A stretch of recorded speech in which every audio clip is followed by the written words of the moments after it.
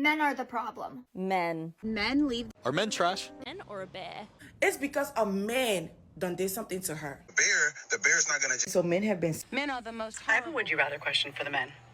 Would you rather relinquish control over hoarding resources and also being able to decide how resources are distributed on planet Earth, but have an absolute abundance of affection, connection, intimacy, and sex? Or would you rather maintain the status quo of scarcity, competition, but like you are now, often be very touch and affection starved and very disconnected? You might be like, this is an insane question, but it's actually not. I just described matriarchy versus patriarchy. The foundational tenet of matriarchy is making sure that everyone's needs are met, and their needs are met. There's a much higher level of social cohesion. Matriarchies are much more sexual and affectionate cultures. Our closest genetic relative, the species most like human beings on planet Earth, which is bonobo apes, is a fabulous example of this. And amongst humans, when you look throughout history to varying degrees, there are plenty of matriarchies that illustrate this. Every single species on Earth that has defenseless young, as humans do, we have actually the most defenseless young, ends up establishing a form of collective community that cares for one another. It isn't to say that in matriarchies men never have power or decision making, but it's only men who have demonstrated that they have the values of the culture and that they do not hoard resources or break social fabric. Anyway, which is it? You know, give up decision making over resources. Let me break the hearts of simp men, okay? Matriarchy and patriarchy, they're exactly similar in the sense that one, women are in power, or two, men are in power.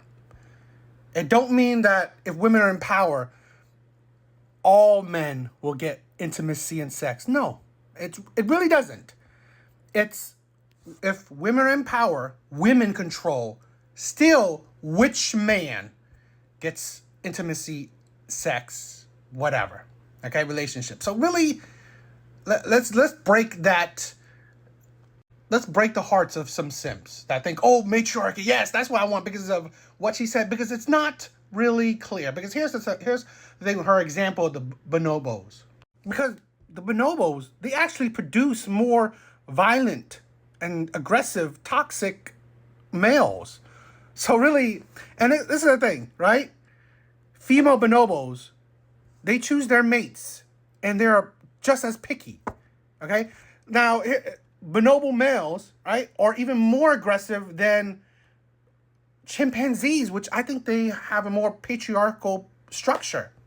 So really, she's not really putting a whole lot of thought into what type of society, right, would be produced. And it's not as magical as it is. Here's a kind of a mic drop. We are already matriarchal society.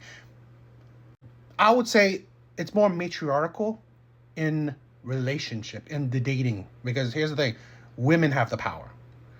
It ain't like before where men choose what mate women go for. All this, women have absolute power. They're picky. They choose what man gets the relationship. So really, for the men that think, oh, that sounds really nice. But if right now, your dating life, whatever your dating life is, it will be exactly the same in a matriarchal society. Okay? So let's say this. If you are the Chads, the players, the bad boys, right? The men that has an easy time in the dating market, if you go switch to a matriarchal society, you basically will have the same kind of pool. If you are the incels or whatever, the undesirable men in a matriarchal society, you will still have that same kind of dating life. Her would you rather is rare. It sounds nice, but really in practice, it ain't, especially for men, right? Essentially, women like this are just saying, I just want power over you. And really, in today's day and age, right? Women basically have equal power. And because, let's add dating market or let's add the court system, they actually have more power than men in general, average men. And honestly, I think it's kind of disingenuous would you rather, because she basically would assume in a matriarchy, all men would get that benefit. They don't. They don't. Because again, women will still be picky regardless of society nowadays, okay? When there's freedom, women will still be picky. Because really, she's not describing the differences between a matriarchy and a patriarchy. She's not. Because like I said, the bonobos, that's not how it works. Yes, they're more sexual, but they're still picky. All men don't get that sexual benefit. So really, they don't. And again, like I said, that society, right? The bonobo society, they produce more aggressive men. It's just that women have the power structure. So really, those aggressive men their aggression aren't towards women. It's towards other men. Okay. But that's not really a great reality for men. Especially average men, especially men that would clamor for that intimacy, that relationships, that she's would you rather thing. So, no. Also, let me add something when she said competition, okay? The status quo. Because I read this comment that I thought was interesting. So, I'm looking at this comment right now, okay? So, let's say a matriarchy was to take place of what is considered the patriarchy, right? So let's take its place. Wouldn't this make life even worse for men? Let's be honest. Most women aren't attracted to most men the way most men are attracted to most women. The benefit of the current patriarchy and capitalism in general is that men have the ability to increase their status within the current system, which boosts their value as a potential mate or even increase their quality of life.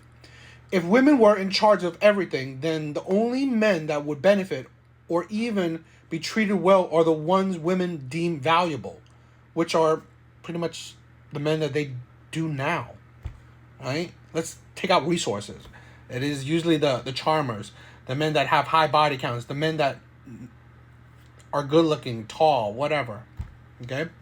We already know women have preferences for things that are largely genetic, like height, but a man might create value in other ways for making him attractive. But under matriarchy, there would be no way for a man to create value because, again, women would control resources. This is the thing where those bonobos, they have to fight each other. They have to fight each other for the mate selection. So it's still the strongest survive, especially for men. It's like practically every society. It's always the strongest. It's always the strongest to survive. So really, no, men shouldn't clamor for a matriarchy. It doesn't benefit average men.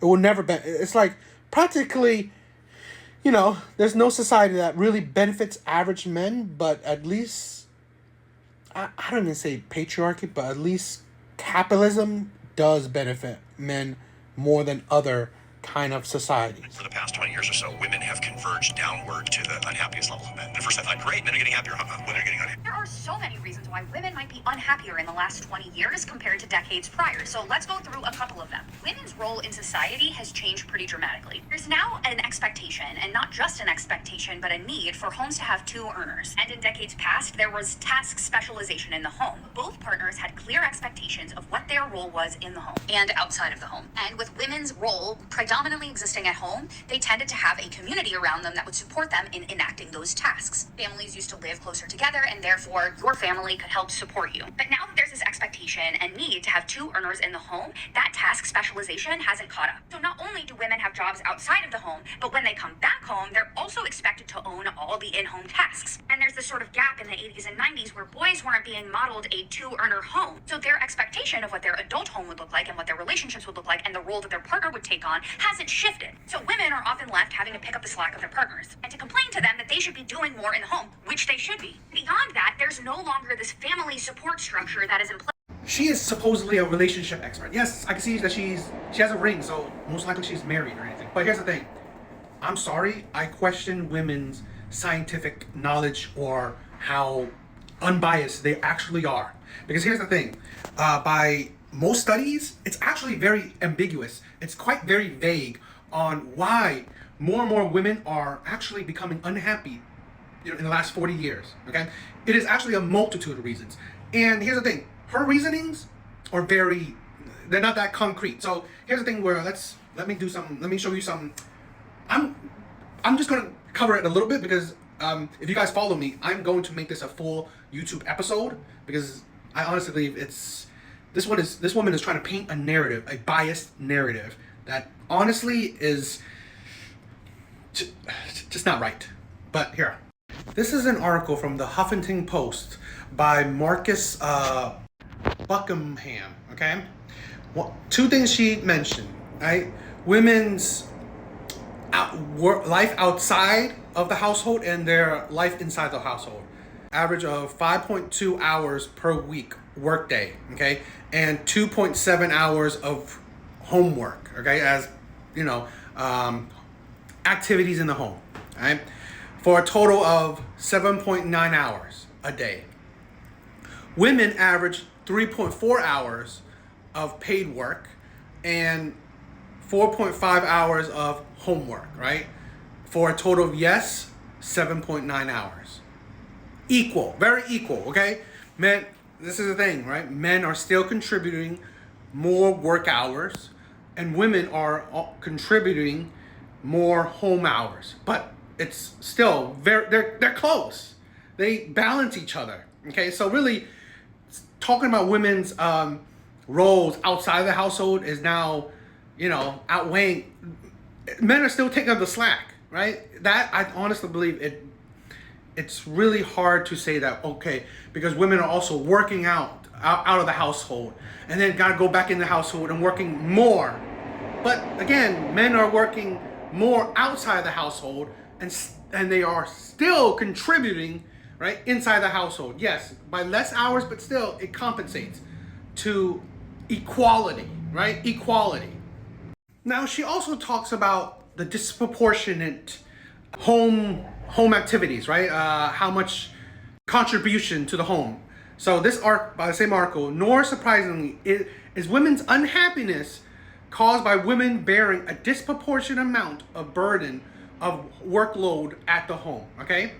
This explanation falls not because women don't do more cooking, cleaning, child caring than men. They still do, but it falls because when it comes to sharing of home duties, the trend lines are moving in a direction that you would predict that would lead to greater happiness and less stress for women, namely towards greater parity.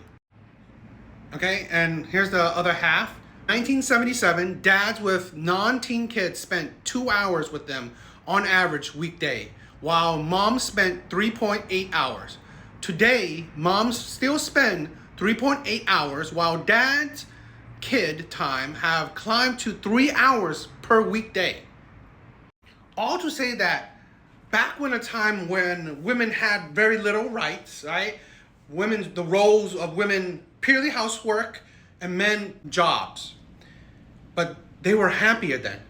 So you would think that if things were changed, right, where now women can work more and men are contributing, right, a high amount, much closer, right, in equality, you would think that happiness actually would increase over time. The articles I showed you, and I'm like I said, I'm gonna do a YouTube, reaction, deeper dive into it. You would think that women actually would be happy over time, but they're not, okay? And just those two pieces of that article shows you that what that doctor is saying is really unsubstantiated, okay? Really it is. Because men, more and more, on average, okay, are actually helping a lot more in the household.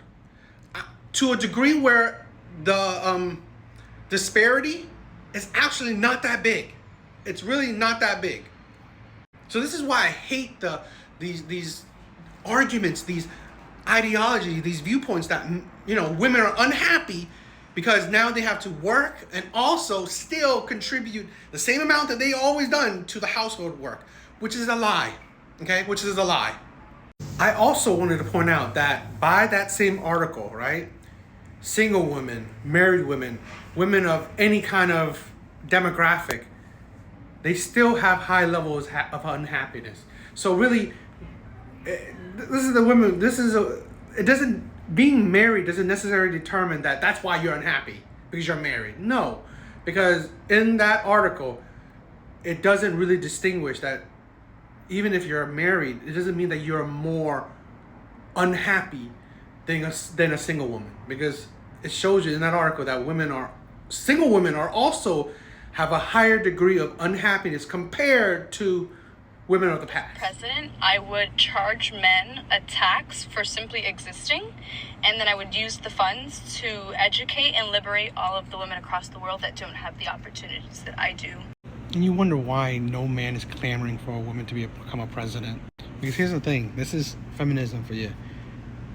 You don't want equality, you want power. Right? That's modern day wokeism. You don't want equality, you want power. You want power over the people that you think oppress you.